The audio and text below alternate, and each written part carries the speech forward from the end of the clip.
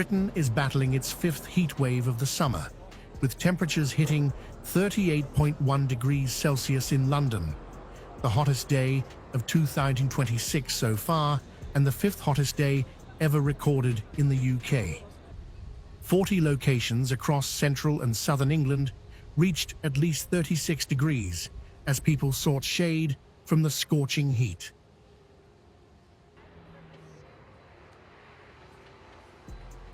We're never prepared, never ever. And as I said to you earlier, I lived in Spain for a long time and they prepared for the heat there because it's just part of life.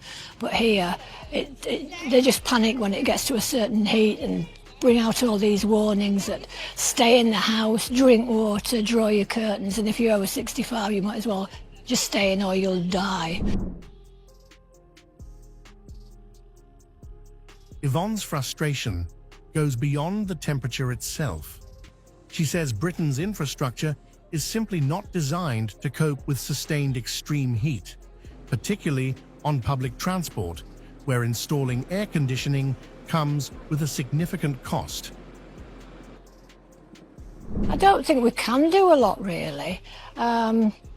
Our infrastructure isn't laid up for it, the buses, the trains, to put air conditioning in. It's not going to happen. It costs too much money and we don't want to pay the money. We don't want to pay extra fares to cover it. So I don't think there is an answer for here.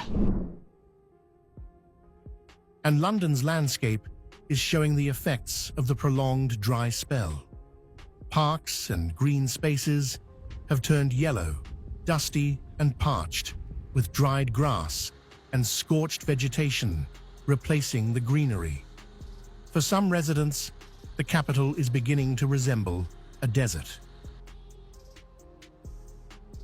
It really is a desert. There's not anyone really outside. People are just not here to have fun, enjoy the sun and stuff.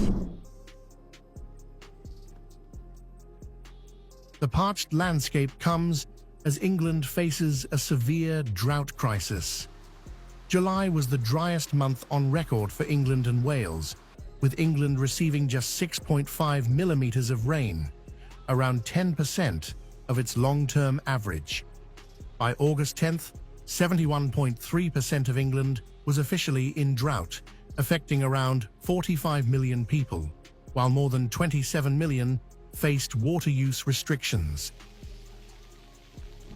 The UK is facing the fifth heat wave of what has already been an exceptionally hot and dry summer. Extreme heat alerts have been issued across every region in England, with warnings that temperatures could reach as high as 38 degrees. More than two-thirds of England are now officially in drought after the driest July since record began almost 2 centuries ago. A total of 45 million people are living in drought conditions, with more than 27 million people facing water use restrictions. But Britain's extreme summer is creating another major threat: wildfires. The government says multiple serious incidents are already putting pressure on fire services, with crews supporting each other through mutual aid. Authorities have also extended restrictions on the retail sale of disposable barbecues as the fire risk rises. The big risk in terms of risk to the wider regions across the country is the risk of wildfires, and what we are seeing is multiple serious incidents across the country. Fire services, by and large, are supporting each other through mutual aid to deal with those incidents, but we are keeping a very close watching brief on them. But there is advice to the public here not to use disposable barbecues. We have today confirmed through the National Fire Chiefs Council that the framework restricting the retail sale of those disposable barbecues is being extended. And now I would ask all retailers, big and small, to adhere to that framework.